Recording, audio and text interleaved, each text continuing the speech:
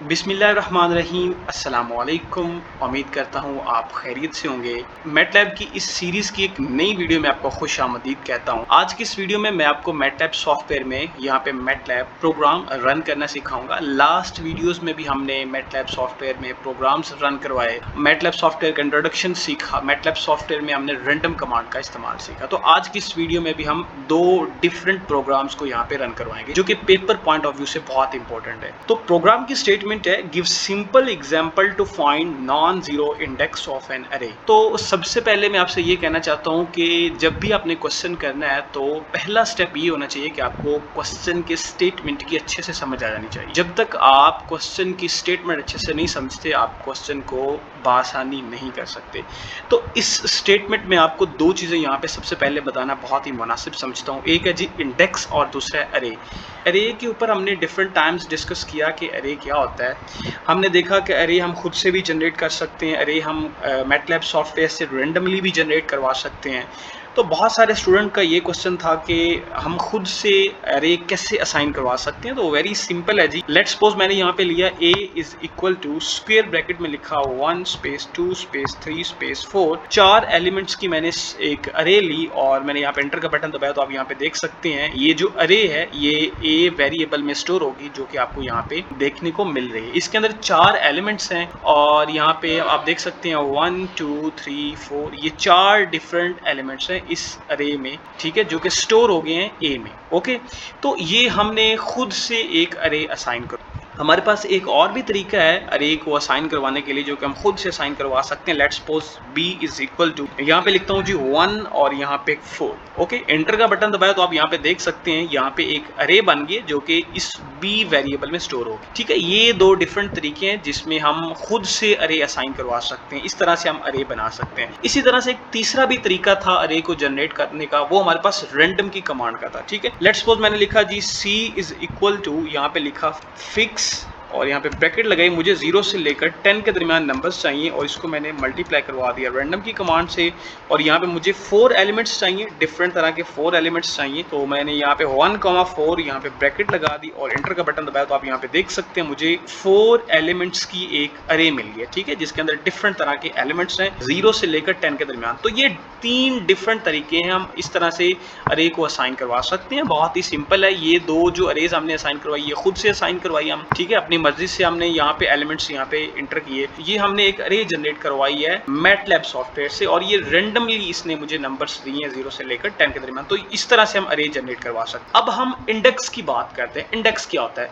असल में इंडेक्स अरे में मौजूद एलिमेंट्स की पोजीशन को बताता है, लोकेशन को बताता है कि आपके पास एलिमेंट किस लोकेशन के ऊपर पड़ा। लेट्स सपोज यहाँ पे देखें जी, यहाँ पे हमारे पास 9 है, इसका इंडेक्स नंबर 1 है। मैटलैब इसका इंडेक्स नंबर 1 कंसीडर करेगा, यानी कि इंडेक्स नंबर 1 पे 9 एलिमेंट पड़ा हुआ है, यानी कि 9 हमारे पास यहाँ पे वैल्यू मौजूद है। इंडेक्स नंबर 2 पे यहाँ पे 2 मौजूद है, इंडेक्स नंबर 3 पे यहाँ पे 6 मौजूद है, इंडेक्स नंबर 4 पे यहाँ पे 4 मौजूद है। ठीक है, इस तरह से हम इंडेक्स को भी देख सकते हैं। इंडेक्स बहुत ही सिंपल है, आपने कंफ्यूज नहीं होना।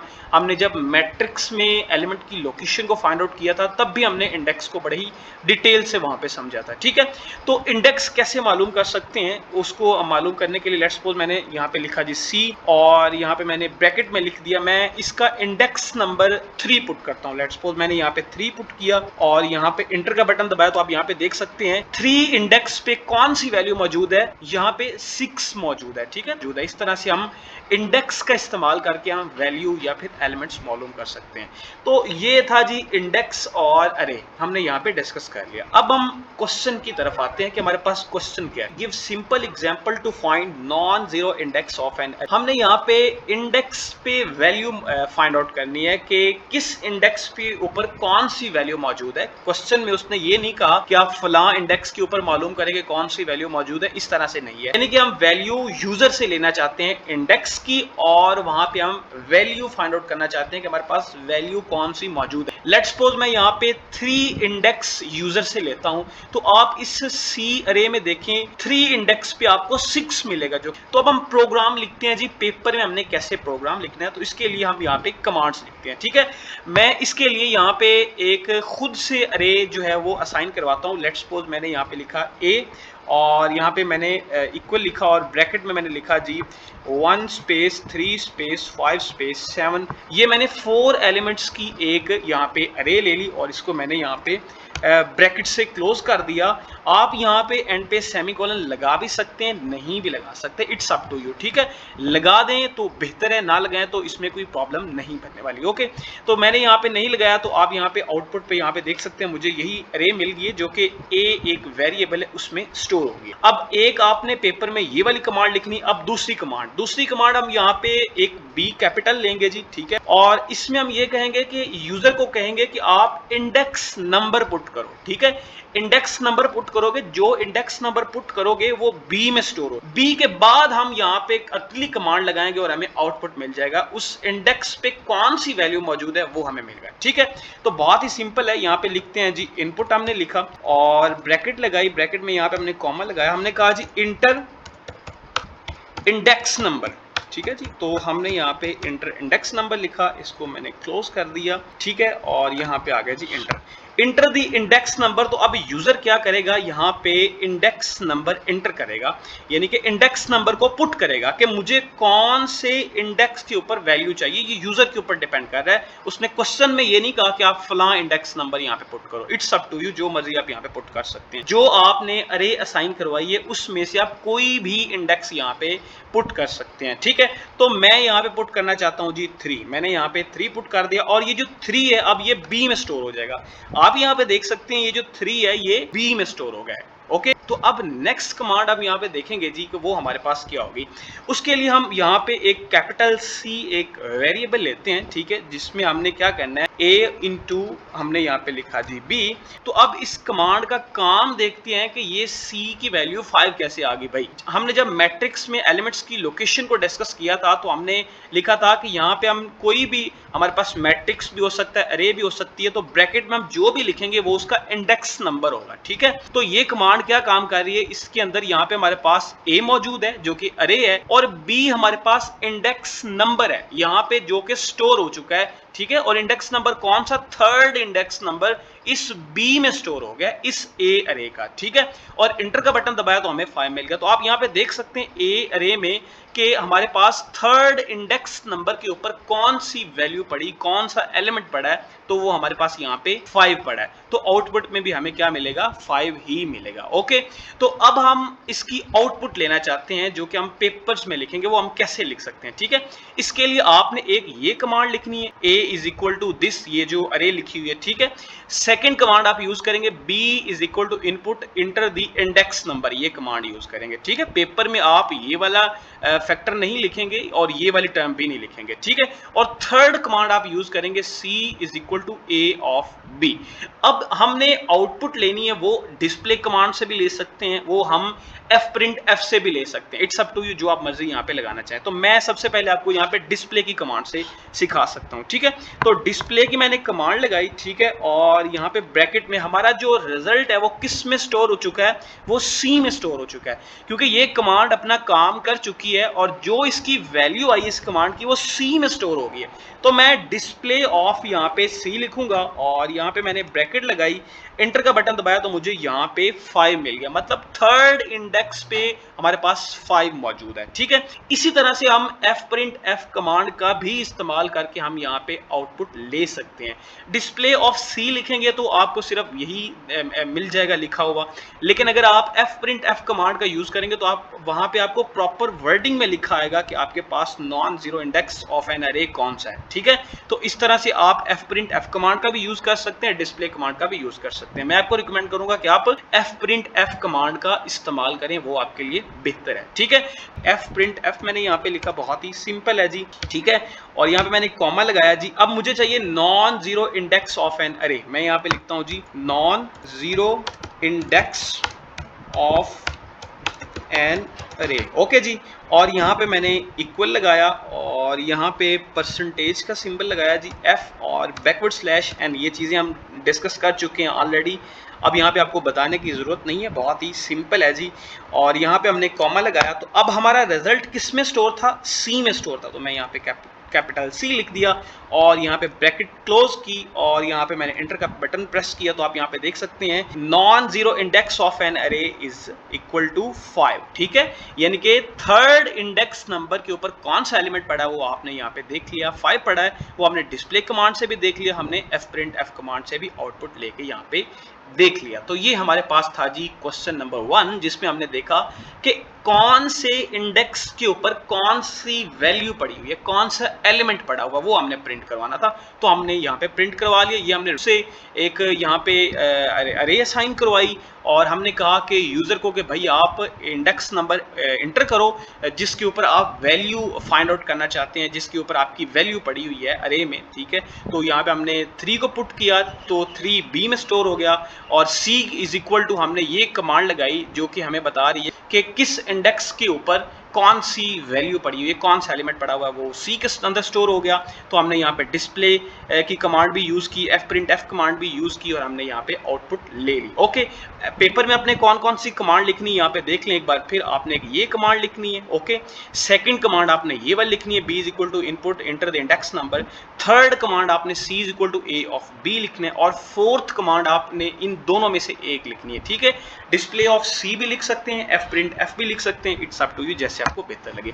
तो ये हमारे पास क्वेश्चन नंबर 1 था। नेक्स्ट क्वेश्चन है जी, give simple example to find zero index of value in an array. इस क्वेश्चन में हमने ये करना है कि हमने एक अरे लेनी है और अरे में हमने देखना है कि किस किस इंडेक्स के ऊपर जीरो मौजूद, यानी कि किस किस इंडेक्स के ऊपर अरे में जीरो मौजूद है, हमने ये फाइंड आउट करना है। तो इसके लिए भी वेरी सिंपल है जी, हम यहाँ पे खुद से एक अरे असाइन करवाएंगे। लेट्स सपोज मैंने a इज इक्वल टू यहाँ पे ब्रैकेट में लिखा जी 1 स्पेस 0 स्पेस 3 स्पेस 0 और यहाँ पे फिर से मैंने लिखा 1।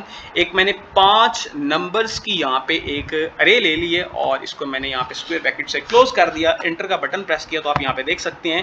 तो यहाँ पे ये जो हमारे पास अरे है ये a में स्टोर होगी। ओके जी, तो नेक्स्ट कमांड हमारे पास है जी b इज इक्वल टू 1:5, यानी जितने नंबर्स ऑफ एलिमेंट्स इस a अरे में मौजूद हैं इतने नंबर्स ऑफ एलिमेंट की आपने अरे यहाँ पे लेनी है। b is equal to 1:5। तो 1:5 का मतलब यहाँ पे 1 से लेकर 5 तक तरतीब वाइज में आपको यहाँ पे एलिमेंट्स मिलेंगे। ठीक है, तो आप यहाँ पे देख सकते हैं।